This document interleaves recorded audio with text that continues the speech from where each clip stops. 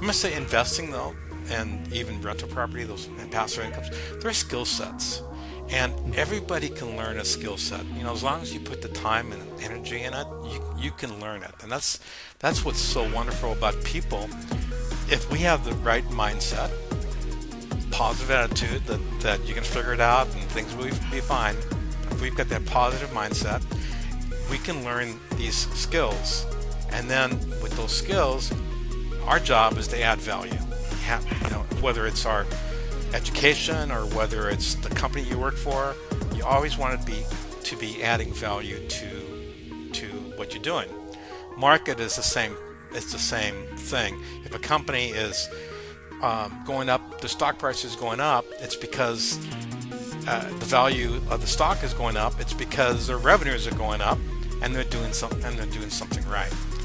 So they're adding value to their products or services, and people are wanting to buy them, and so the stock goes up. In today's podcast, I have a conversation with Dr. Robert Ramirez, and he is the author of Achieving Financial Freedom. He is also a distinguished authority in business, leadership, investing, and technology management. We're going to talk about continuing to make passive income into our retirement years, as well as maximizing our investment income in this digital economy. And then we're going to talk a little bit about how AI can simplify and make our lives a little bit easier. So if you're ready, let's get started. But before we do that, let me please remind you that if you are a pet owner, please have your pets spayed or neutered. Thank you.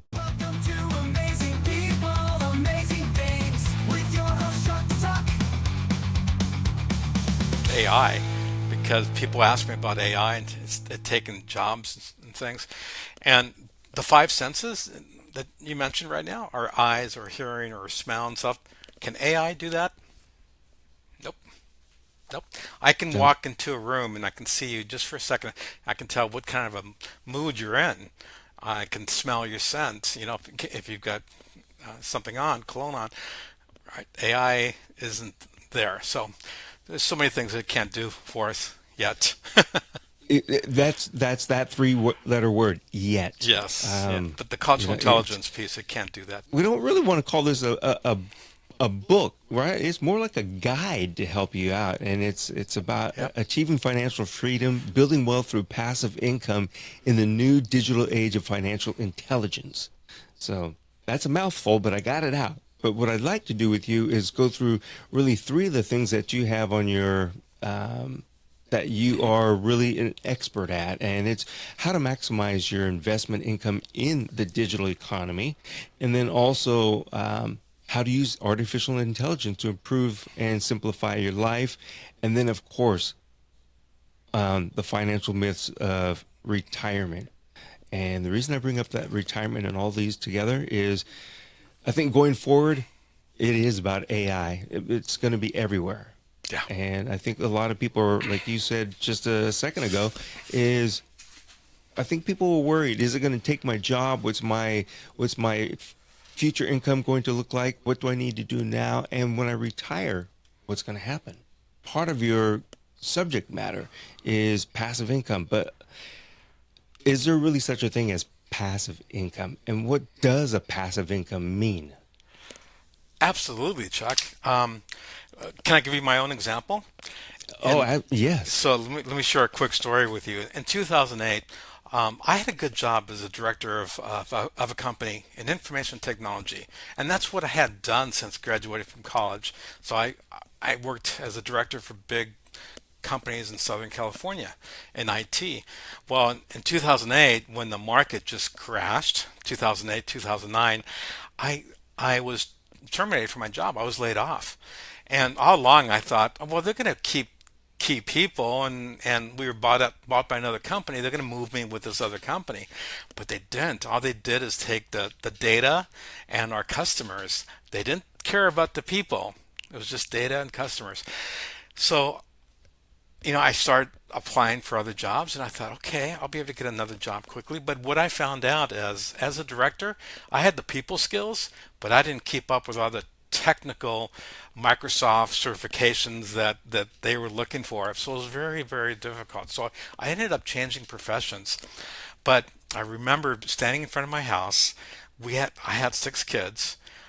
Five of them were teenagers, so an expensive period of time in my life, and then they were going on to college, and we had to do a short sale on our house. I don't know if you know what a short sale is, but you negotiate with the bank, and they accept less than what you owe on the property. It was not as bad as a foreclosure, but it was embarrassing.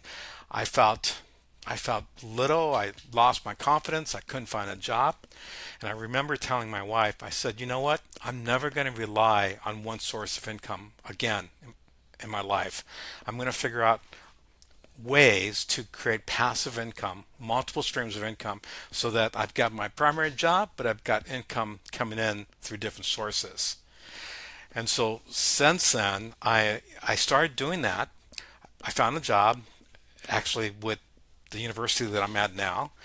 And what's interesting about that is as I started doing better with passive income, I started passing that knowledge on to my students.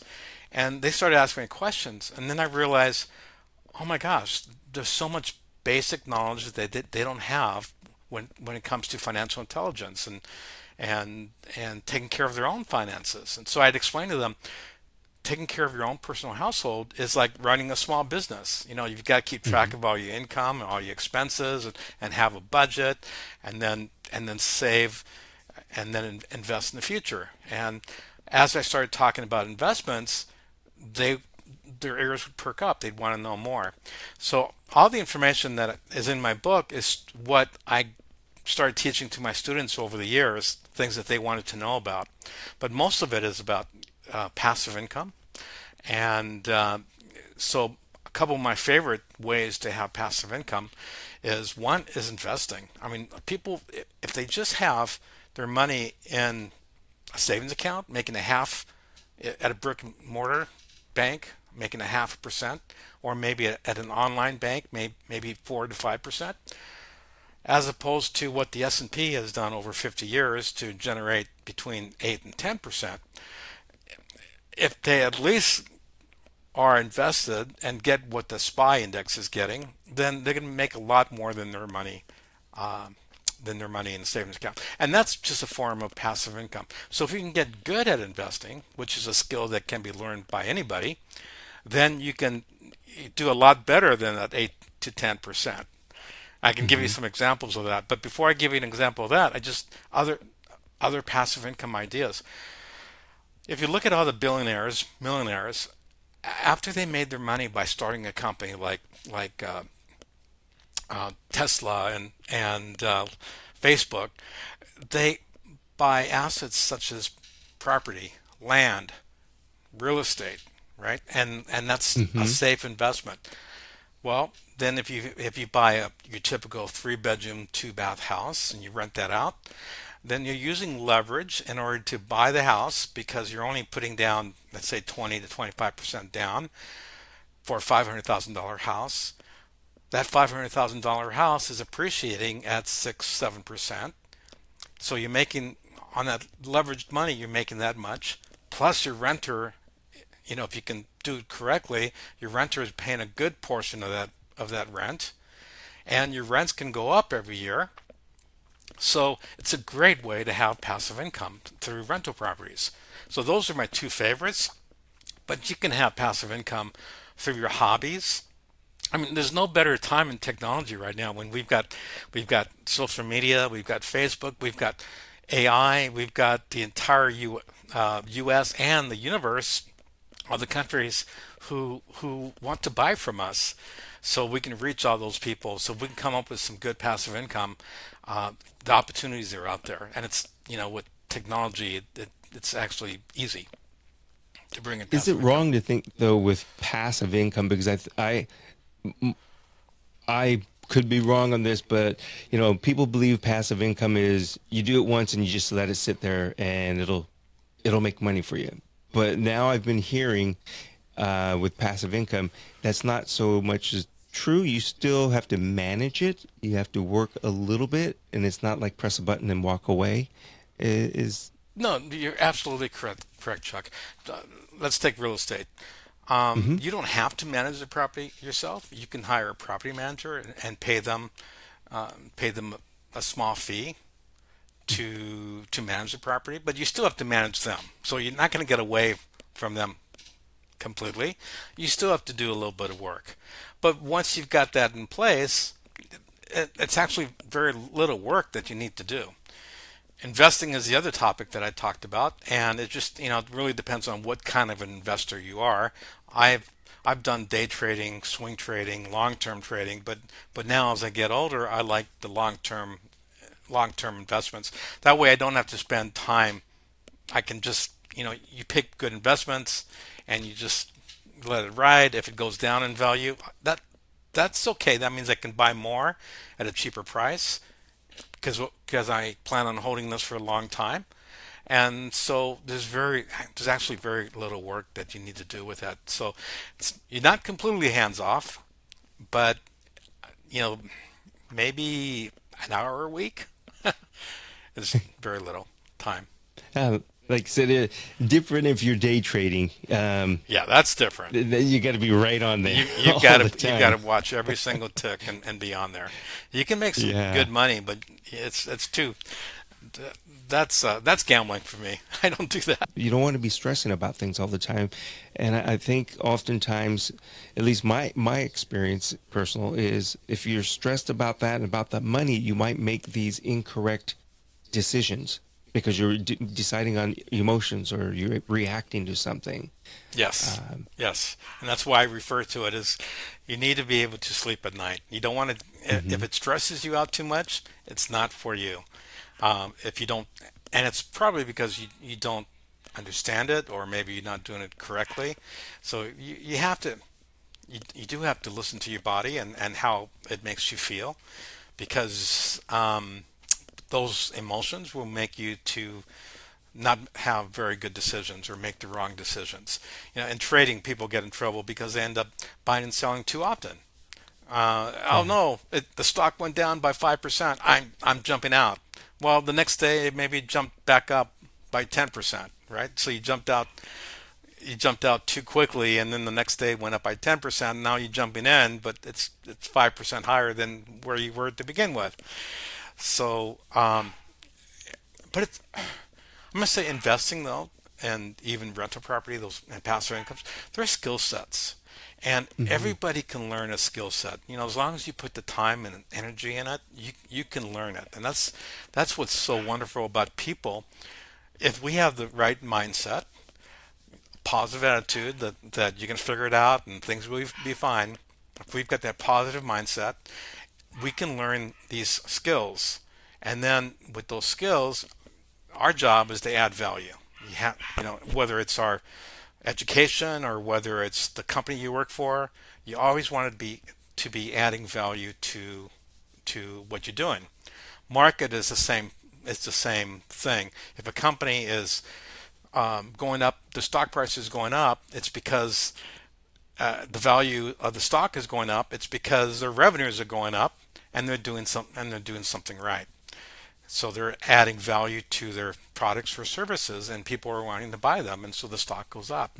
So you just have to kind of understand the market and uh, the psychology that gets involved in it as well.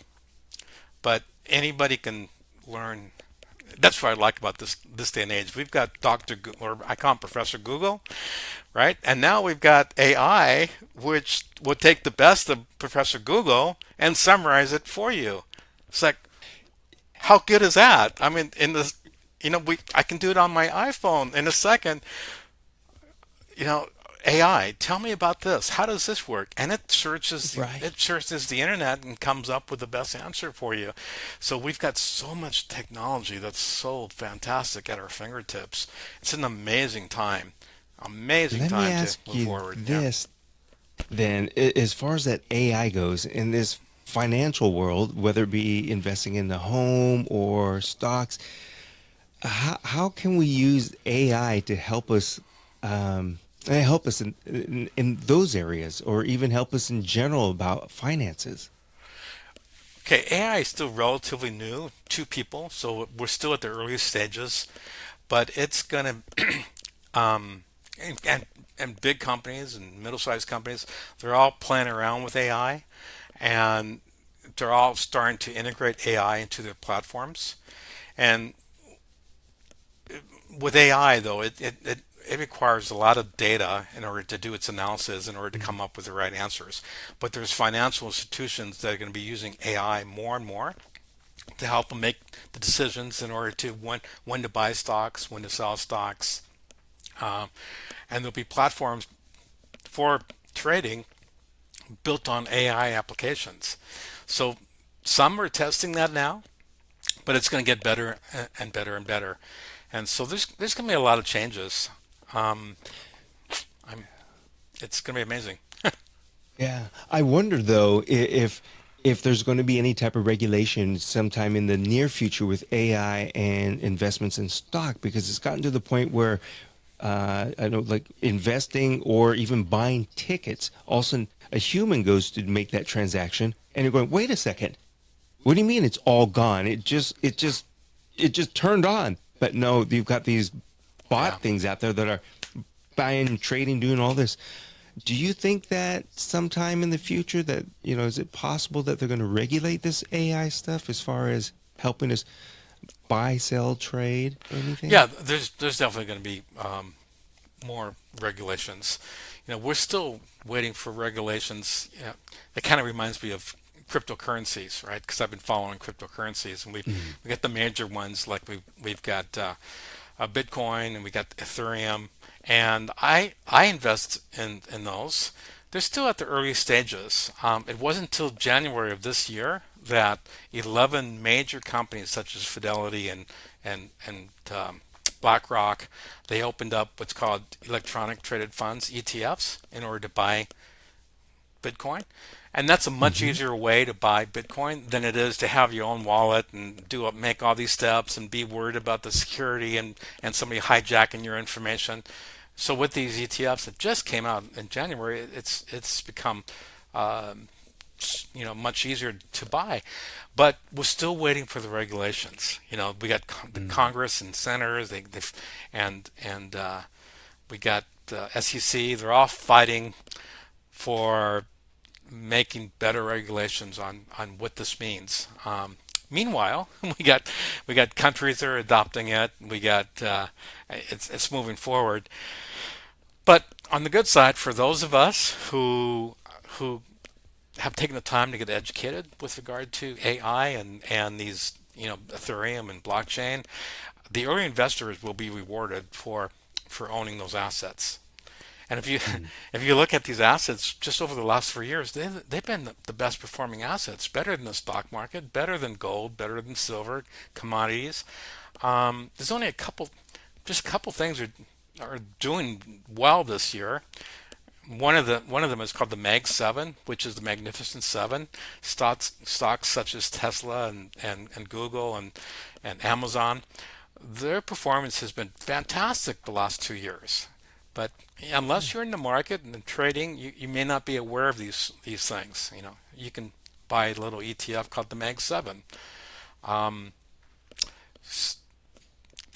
New investors, when they ask me what to do, I say, if you follow Warren Buffett's investment, he's 94 years old. He's still working. He loves what he does. But he said, when I pass away, I want you to put 95% of my money into the SPY index, which is SPI, which is 500 of the U.S.'s largest companies. And so that's a good indication of where the market is. If you can at least make what the market is generating. And the market is always going up because the market is businesses all trying to do better, trying to sell more products and services and trying to improve on their stuff. So the market's always going to go up. So he said for my wife, put 95% into the SPY and then the other 5% into safe bonds. So, you know, then if you can beat the market, then that's called an alpha trader because you can do better than the market. And, with a little bit of education, we all can do better, right, in the market if we spend the time and learn that skill set to learn about it. And Wow. so it's interesting. Yeah, I'm just thinking back to a time when we used to say cash is king, but now, that you're losing money if you hold In, on to in cash. inflation, right? Mm, Yes. yeah, Yeah, well, dollar's going down. We have inflation, and that's real money. I like to call that. If inflation is 3%, I mean, we've seen what's the prices of gas and bread and milk and all that costing more and more money, and that's inflation happening. So we have to do better. We have yeah, to do much better than inflation. yeah. Uh, we're talking about all this on investments and things like that. Is there a way to really consolidate things in our minds right now into um, somehow maximize these investments? Uh, how would we go about doing that? Is diversifying more really maximizing? Is that how we could look at it, or is it something different? Well, every person has a little bit of a different situation, and so it depends. That's a tough question to answer because there's so Yeah. many variables in that. How much money do they have, and how much time they have before they retire, how risk averse are they. So there's investing is something that you do have to stay on top of. A lot of people just will hire somebody to do that for them, right? And through an Mhm. investment company or through Fidelity or through a financial company, and they turn it over to them. But they're going to put your money into things that they think are working, but they're not going to they'll have a meeting with you once a quarter, but they're not going to manage it the way you would if you were doing your own investing. I like to do my own investing because things change. I mean, are things going to change a lot between now and after the election? Yeah, Yeah. yes, right? I don't want to just meet with my advisor once a quarter. I mean, I want to be on top of it right away. So it's about learning the skills so that you can have your money, which you've worked hard for, invested in the right technologies and assets, right? So Yeah. So once again, then your book, and I keep going back calling it a guide because it's once again it's achieving financial freedom, building wealth through passive income in the new digital age of financial intelligence. There's a lot there, but it seems like to me it's a book, but it's also a guide directing you in the right direction, pointing you to say, hey, here's some ideas or suggestions. absolutely correct.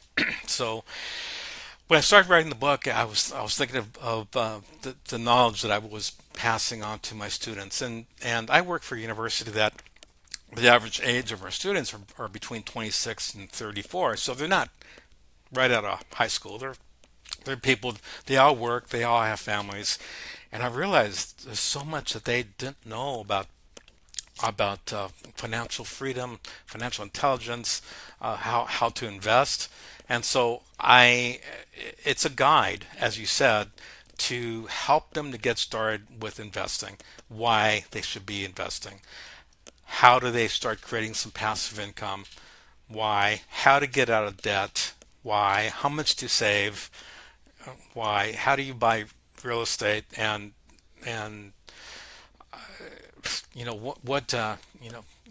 what three financial statements should you be looking at when and if you want to analyze a company.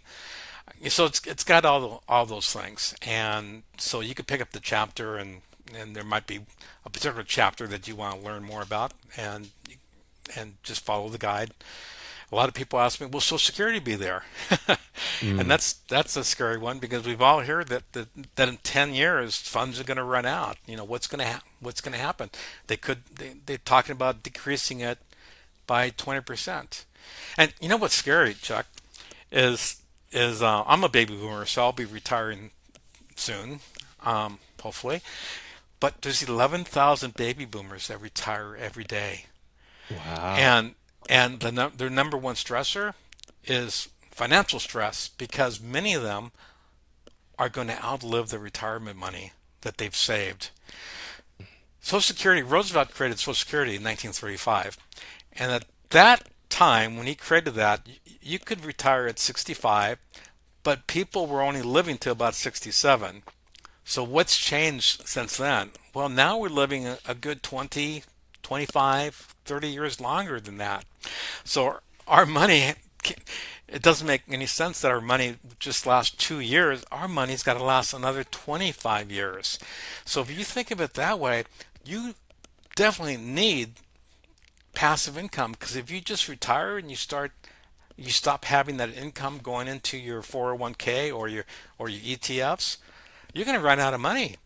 You have to Hmm. have passive income.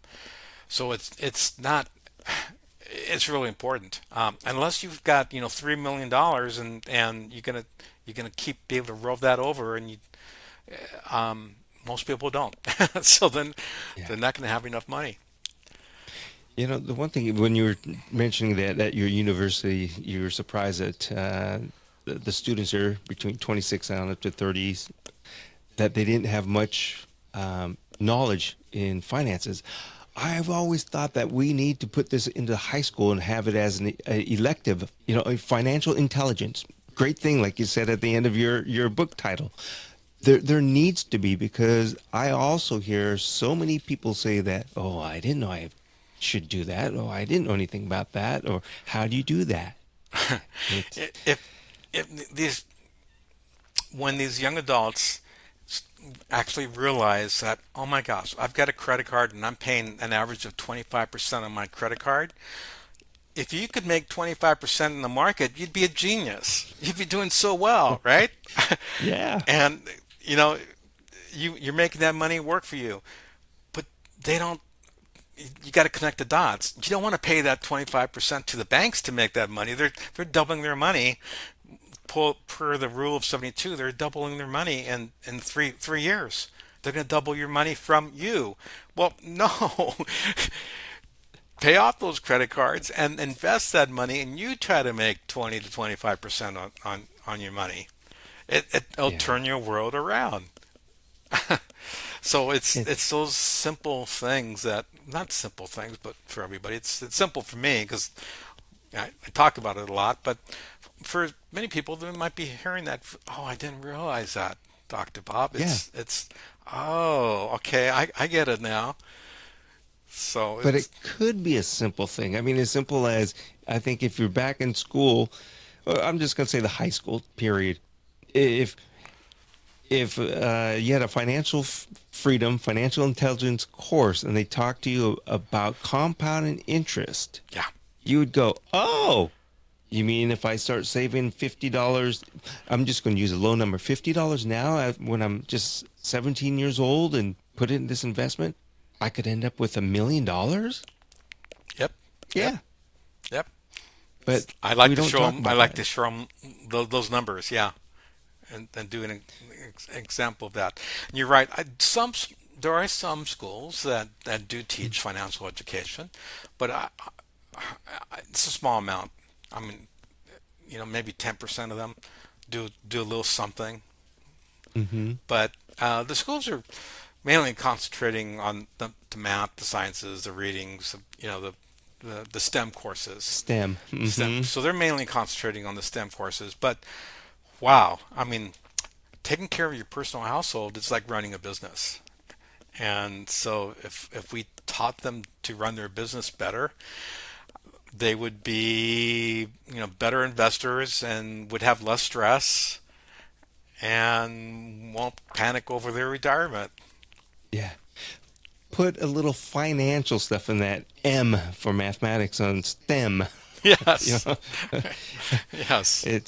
it is important, because we're trying. I mean, of course, we're talking about our personal wealth and things like that. But if you have family, you want to be able to leave something behind. You want to make your town a better place, and that, I think, all involves your finances, your financial well-being, because if you're able to save, make, you're able to go out and support by purchasing local and things like that. I know I'm getting off topic No, with no, that, but that's so good. We're all going to die eventually, right? And yeah. and I'll share a quick story with you. When I first met my wife, we married for almost 25 years, and but we both came from a divorce, kind of ugly stuff. And when I was dating her, she said to me, she said, you know, you're a nice guy, Bob, and you deserve to be loved, respected, and cherished. And I said, "Oh my gosh, you know, I've been waiting for somebody to tell me that. That is what I didn't realize it, but that's what I wanted. But isn't that what everybody wants, right? We all want to, we all want love, respect, and to be cherished. And what's important to us is that it's not, it's that we give back to others, and by giving back to others, that's showing love, and that's what makes us happy, Hmm. and that what makes a good society when we can be happy because we're helping each other. We're not fighting with each other. We're helping each other, and that's love and respect. So, Yeah. a little personal story, but I hope she doesn't get upset about that. Me sharing that, but that just resonated in my mind. That's exactly what I want. That's what I think everybody wants. Yeah, I believe so as well. Um, Now we are at that age where we can possibly, like you said earlier, for you, hopefully you're able to retire, but you'll have your passive income because you have your side hustle things. But for those who aren't quite there yet, retirement, um, it's what are some of these myths? Go stepping back. I mean, is one of them because what I remember is, oh, don't worry, Social Security is going to take care of it for you. Okay, Like, well let's attack no. some of these. Well, Social Security that's only going to be 40% of your income that you need. They said that from the beginning. And I don't know where people think, oh, I'm going to have Social Security, I'll be okay, and then they think, oh, well, I'm going to have less expenses when I retire because I won't be driving as much, and I won't have all this money taken out of my taxes, and uh, I won't have these other expenses. But that's not the case, right? Really, when you think about it, when you retire, our I got six kids, and they live in different states now, and one's even in a different country. So I got to go visit them. You know, jump on an airplane, go to visit them, and spend some time with them, and that costs money. So traveling, we all want experiences, right? We've worked hard, and now we want to go to Italy and France and Spain, and we want to travel. Well, that's expensive. Healthcare, is that going to get cheaper? I don't think so. Probably not. So, so are we really going to spend less money in retirement? Don't plan on it. So you need to plan on at least spending just as much. So I believe Social Security will be there for us. I talked about how in 10 years it's going to run out of money. What's probably going to happen is, you know, right now the highest age people can retire at 67 before collecting Social Security. They'll probably raise that to 68. Right now, it's 6.2% comes out of your taxes, and then your employer pays 6.2%. So it's 12.4. Maybe they raise that to 13%. Maybe right now it's capped at about $250,000, where they don't, after you make $250,000, they don't collect Social Security on that. Maybe they'll raise that limit. So there's all kinds of things that they can do, so people will still get their Social Security. So it's a myth that Social Security won't be around for us. I think the voters would be pretty upset if any pretty person said they're going to take away our Social Security. I hate it when they call it an entitlement because it's something we paid into all of our lives without having a choice. It's not an entitlement. We paid into that money, so the voters would be really upset if something happened to Social Security. When are they going to make changes? Well, each president, no matter who's elected, they're going to kick the can down the road until right before we run out of money, and then they'll probably make changes because nobody wants to deal with it at the moment.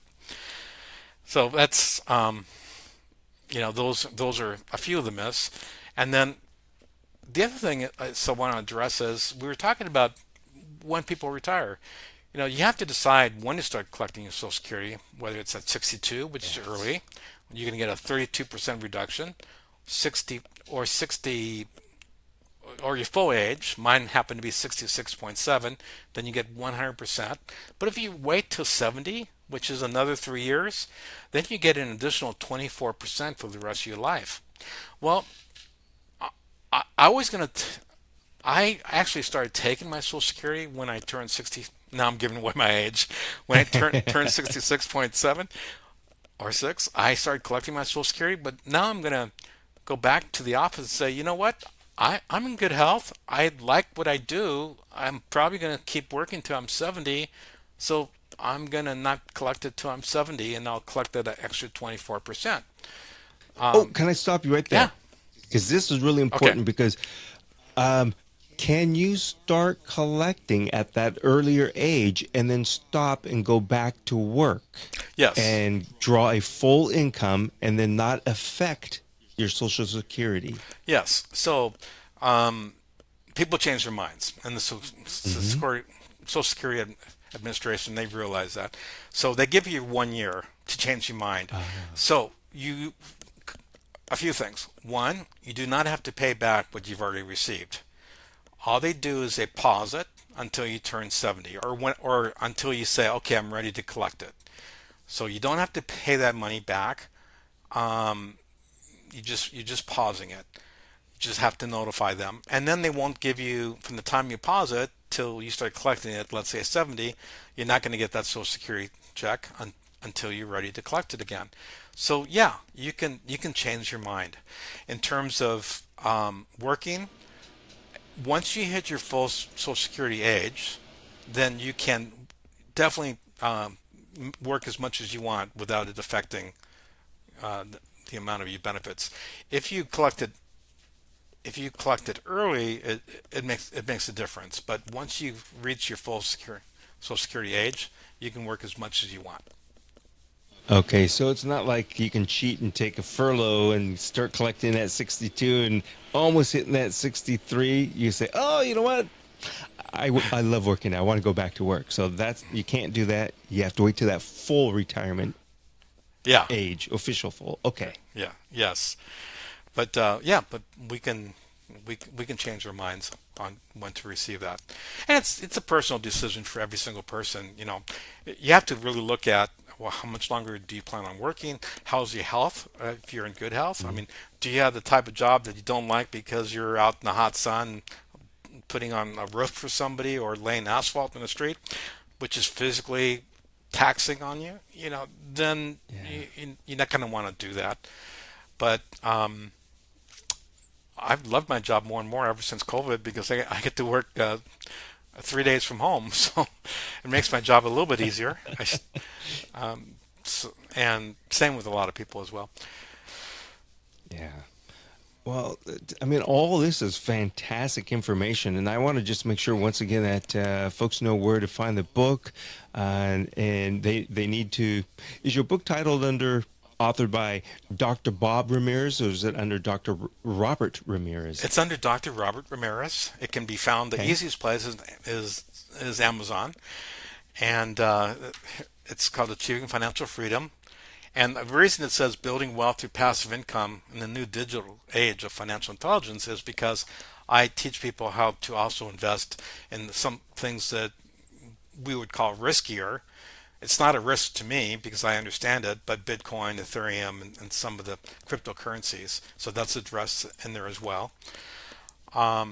And there's other digital products. So it addresses quite a bit. So it's on Amazon, and then people can locate me under drrobertramirez.com.